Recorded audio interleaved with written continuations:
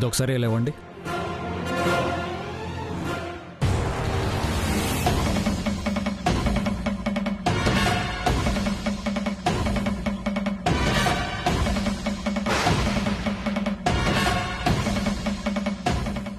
ఎందుకండి? సూరజ్కి పెట్టాలనే కదా. నేను పెడతానులేండి, ఇటువంటి.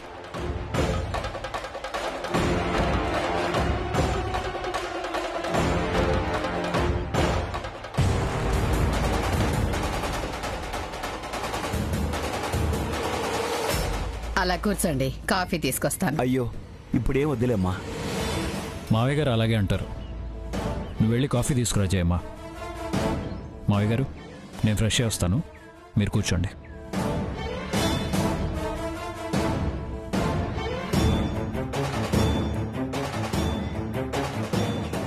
సూరజ్ అంటున్నారు, ఎవరమ్మా? అది ఆయనకి కావలసిన వాళ్ళ అబ్బాయి అంట నాన్న. నమస్కారం అండి, బాగున్నారా? నమస్కారం అమ్మా, బాగున్నానమ్మా. భాను, కుంకుమ అమ్మాయి కూడా ఇవ్వమ్మా.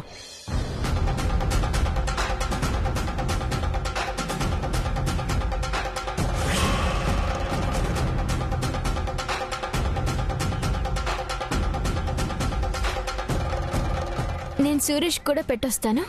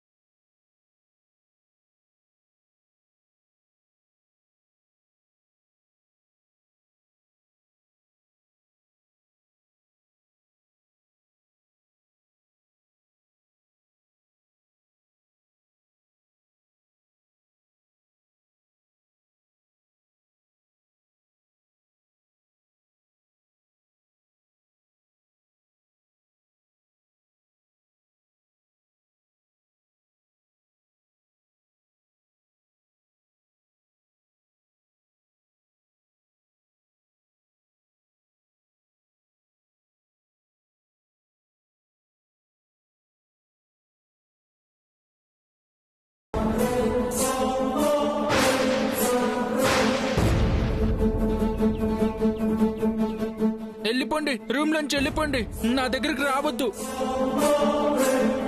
నాన్న, మీరు బయటికి పదండి.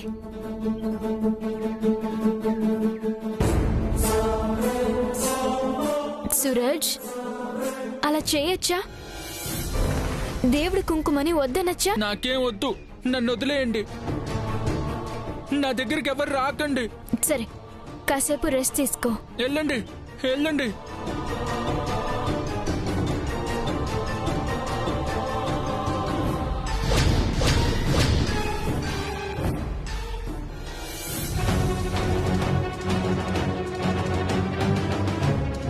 నానా, ఏంటి అలా ఉన్నారు? ఆ అబ్బాయిని ఎక్కడో చూశానమ్మా. అతన్నా? ఎవరిని చూసి ఎవరనుకుంటున్నారు? లేదమ్మా, ముఖ పరిచయం కాదు, బాగా తెలిసిన మనిషి.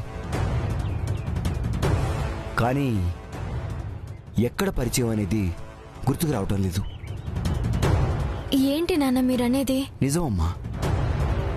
ఇంతకీ ఆ అబ్బాయి ఎవరో చెప్పు. అవన్నీ ఇక్కడ కాదులే, ముందు పదండి.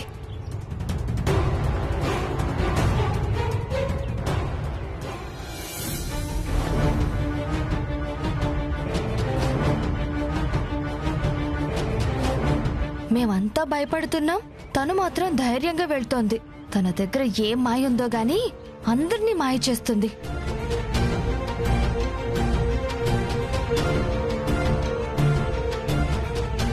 భాను, ఏమైందమ్మా? ఏం లేదులే జయమ్మా, సూరజ్ ఏదో చిరాకులో ఉన్నాడు.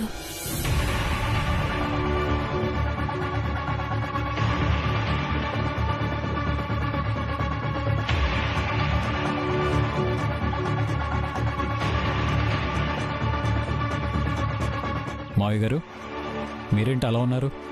అది ఆ గదిలో అబ్బాయిని ఎక్కడో చూశాను బాబు.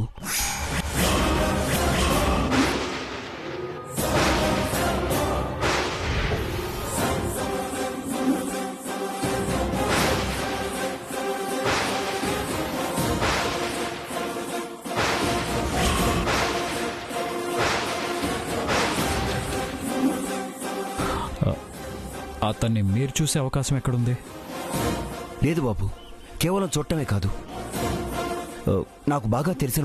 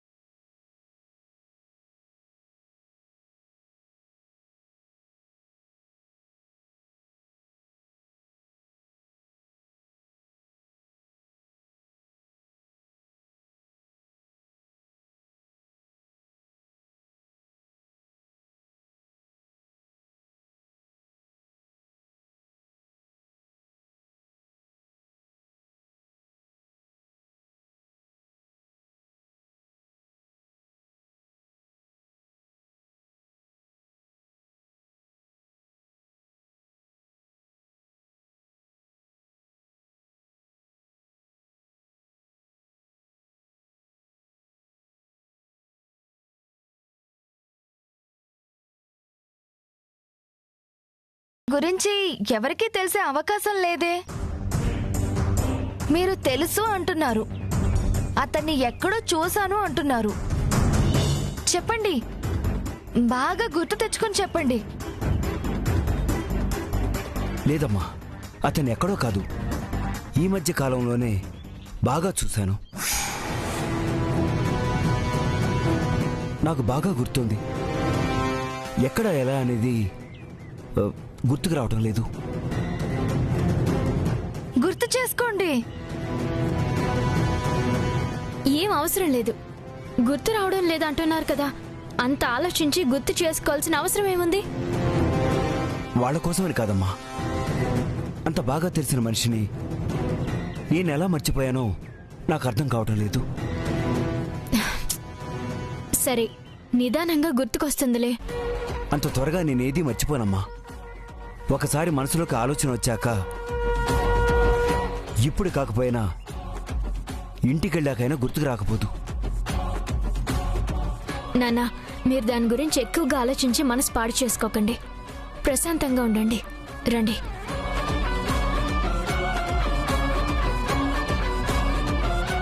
ఏంటి, ఎక్కడో చూశాను అంటున్నాడు, తెలుసు అంటున్నాడు, కానీ గుర్తుకు రావడం లేదు అంటున్నాడు. ఇంతకీ ఎవరెతనో, ఏమై ఉంటుంది?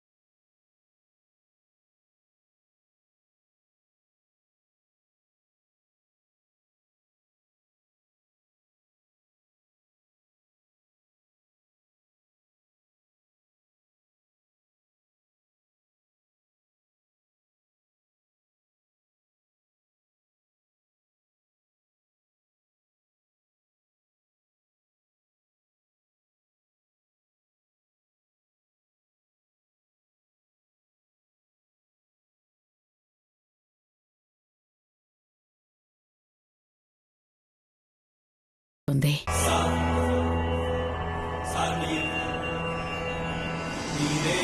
ఏం చెప్తున్నావు జయమ్మా? దేని గురించి చెప్తున్నావు? జరిగిందంతా చెప్పాల్సిన సమయం వచ్చేసిందనిపిస్తోంది జే. చెప్తే మంచిదని నీకు అనిపిస్తుంది, చెప్పకపోవటమే మంచిదని నాకు అనిపిస్తుంది. దాచిపెట్టగలిగినంత కాలం దాచిపెట్టాం. ఇప్పుడు ఎవరి ద్వారానో జరిగింది తెలిసిపోతుందేమో అన్న అనుమానం వచ్చిన తర్వాత మనమే అందరికి చెప్పేస్తే సరిపోతుంది కదా. ఏమని చెప్తాం జయమ్మ? సూరజ్ ఆ పరిస్థితి కారణం నేనేనని చెప్తావా?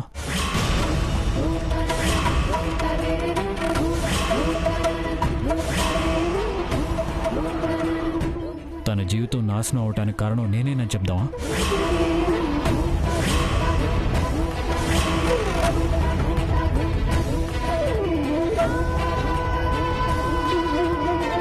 ఎంతకాలం మనం దాచిన గతాన్ని, ఆ గాయాన్ని అందరికీ చెప్పి మనం సాధించేదేంటి?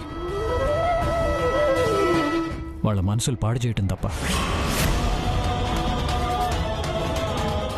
జరిగిన దాంట్లో నువ్వే కాదు, నేను ఉన్నాను. అది మనం చేసిన పాపం కాకపోవచ్చు. ఆ పాపంలో నువ్వు నేను ఇద్దరం ఉన్నాం కదా. అది గుర్తు చేసుకోవటం మంచిది కాదనే ఎంతకాలం నేను కూడా ఎవరికీ తెలియకుండా దాచిపెట్టాను. నిజమే, కానీ ఈరోజు మనం చెప్పకుండానే ఎవరి వల్లనో బయటపడేలా ఉంది కదా. జరిగిన నిజం మనమే చెబితే నిజాయితీ అంటారు. ఎవరో చెబితే తప్పు చేశాం కాబట్టి దాచిపెట్టారు అంటారు. అందుకే చెబుదాం అంటున్నాను. తెలుస్తుందేమో నన్న అనుమానంతో నిజం అందరికీ చెప్పటం వల్ల ఎన్ని ఇబ్బందులు వస్తాయో నీకు తెలీదా? నా గురించి ఏదో అనుకుంటారన్న భయం నాకు లేదు. అందరూ నిన్ను శత్రువులా చూడకూడదు కదా. మనం చేసేది మంచి పని అయితే ఎవరి గురించి ఆలోచించాల్సిన అవసరం లేదు జయమ్మ.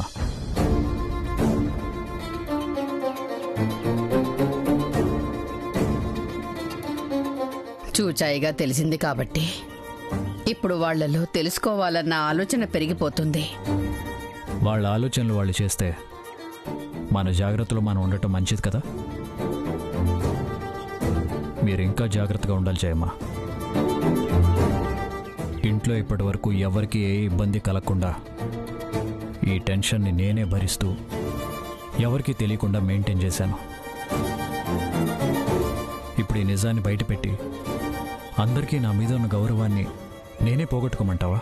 నువ్వంతగా బాధపడి నిజం ఎవరికీ చెప్పాల్సిన అవసరం లేదు. నా కంఠంలో ప్రాణం ఉన్నంత వరకు ఆ నిజాన్ని బయటికి రానివ్వను.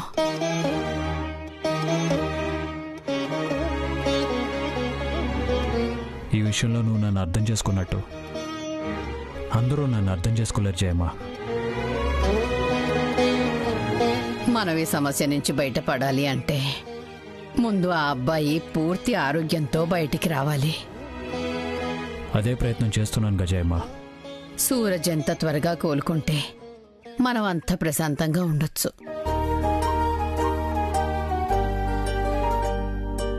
చూద్దాం జయమ్మ. త్వరలోనే సూరజ్ మామూలు మనిషిగా మారతాడనిపిస్తుంది. ఆ రోజు రావాలనే ప్రతిరోజు ఆ దేవుణ్ణి కోరుకుంటున్నాను.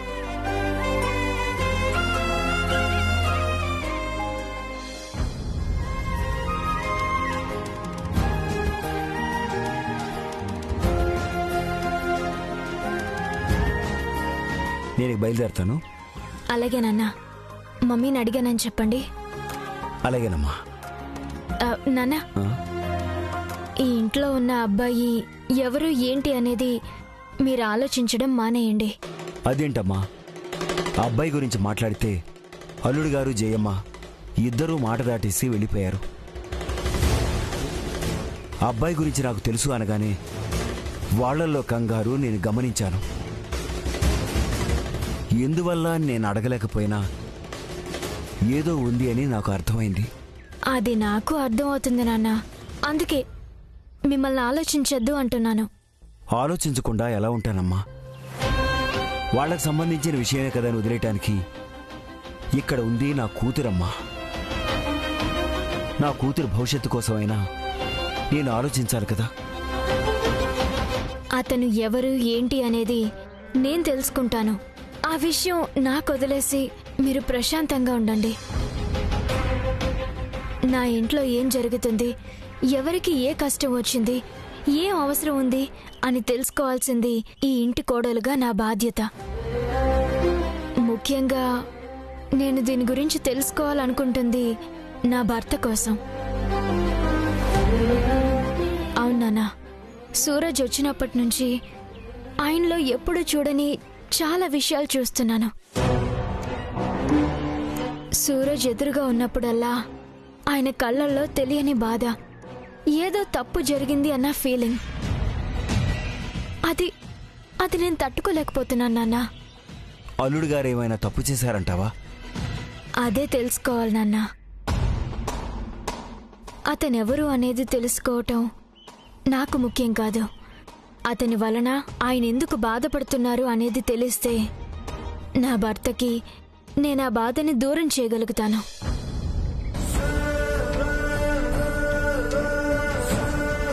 నా కూతురు అమాయకురాలు ఎలా బ్రతుకుతుందో అనుకునేవాణ్ణి. అలాంటిది భర్త బాధను తీర్చాలి అనుకునేంత ధైర్యవంతురాలు అయ్యింది అంటే నాకు చాలా సంతోషంగా ఉందమ్మా. నువ్వు వద్దన్న పని మీ నాన్న ఎప్పుడు చేయడు. అలాగే నువ్వు కూడా ఏ పని చేసినా నీ భర్తకు గాని జయమ్మకు గాని ఏ ఇబ్బంది అవ్వకూడదు. మీరిద్దరూ ఇప్పుడు అన్యోన్యంగా ఉన్నారు. మీరెప్పుడు అలాగే ఉండాలని నా ఆశ. అన్యోన్యంగా ఎక్కడున్నావు నాన్న? మీ ముందు అలా నటించాం అంతే. అల్లుడు గారు నిన్నిప్పుడు ఎంతో ప్రేమగా చూసుకుంటున్నారు. ఆ ప్రేమను దూరం చేసుకునే పరిస్థితి తీసుకురావద్దమ్మా. ఆయన ప్రేమ నిజమైతే అంతకన్నా ఆనందం నాకేముంటుంది? కానీ అది అబద్ధం, మీకోసం మేము ఆడిన నాటకమని ఎలా చెప్పగలను? ఒక్కటి మాత్రం గుర్తుంచుకో, భార్యాభర్తల మధ్య దాపరికం అనేది ఏదీ ఉండదు. అలాంటిది భర్త ఒక విషయాన్ని దాచిపెట్టాడు అంటే అది తన భార్య బాధపడకూడదు అనే విషయం అయి ఉంటుంది. అందుకే దాచిపెట్టుంటాడు. అది అర్థం చేసుకోకుండా నా భర్త నా దగ్గర ఏదో దాస్తున్నాడు అని అపార్థం చేసుకుంటే మాత్రం అది ఆ భర్తని బాధ పెడుతుంది. దానివల్ల కాపురాలే కూలిపోతాయి. ఆ పరిస్థితి తెచ్చుకోవద్దు. కూలిపోవటానికి ఇప్పుడు మాత్రం నిలబడి ఎక్కడ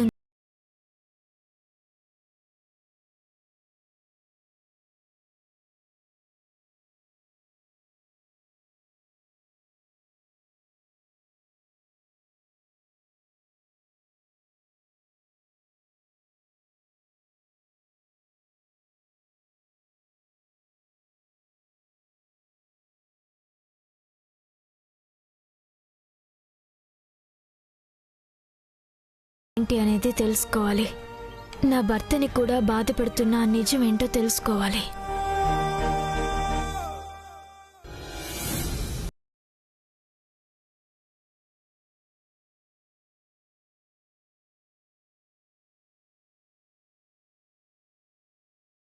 కొట్టడానికి నేనున్నాను కదా బావా, నువ్వెందుకు కష్టపడతావు?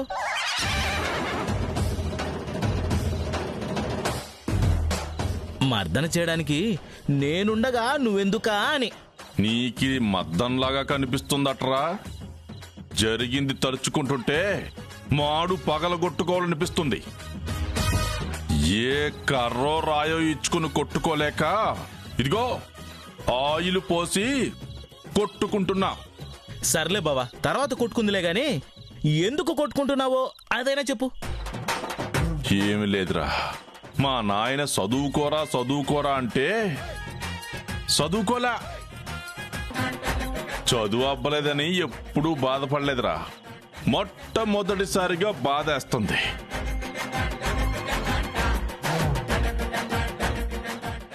ఏంది బావోయ్, ఏదో పెద్ద ప్లానే వేస్తున్నట్టున్నావు? నువ్వు మధ్యలో మాట్లాడబాకురా. ఐడియాలు అలా వచ్చి అలా వెళ్ళిపోతున్నాయి. సర్లే బావా, ఆలోచించుకో.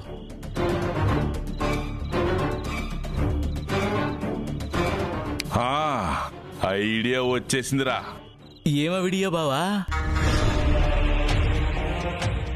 ఏముందరా, ఆడెవడో ఏజే కాడ చేరాడు. ఆడు ఎవడో ఏంది అని తెలుసుకోవాలని మనం ఆడా ఏడా తిరిగి మనకి అర్థమైంది అర్థం కాంది తెచ్చుకుని బాధపడ్డం కంటే గాజు బొమ్మలా చూసుకుంటున్న ఆ బొమ్మని, అదే ఆడ్నే ఎత్తుకొచ్చేస్తే ఎట్టా ఉంటదంటావు? బావోయ్, వాడి గురించి తెలుసుకోవాలని వెళ్తేనే ఏజే అట్టా ఎంటపడ్డాడు. అట్టాంటిది వాన్నే తెచ్చావంటే ఏజే ఊరుకుంటాడా? ఆడు ఊరుకోకూడదురా. ఆడు రెచ్చిపోతానే ఉండాలా, నేను రెచ్చగొడుతూనే ఉండాలా. అప్పుడే ఈ అప్పలకొండ మనసు కొంచెం అయినా ప్రశాంతంగా ఉంటది. ఇక ఇవన్నీ కాదులే గాని ఆడిని ఎత్తుకొచ్చేద్దాం బట్టు. అరే అబ్బాయి, ఏజే గాజు బొమ్మ, నిన్ను ఎత్తుకొచ్చేస్తారా?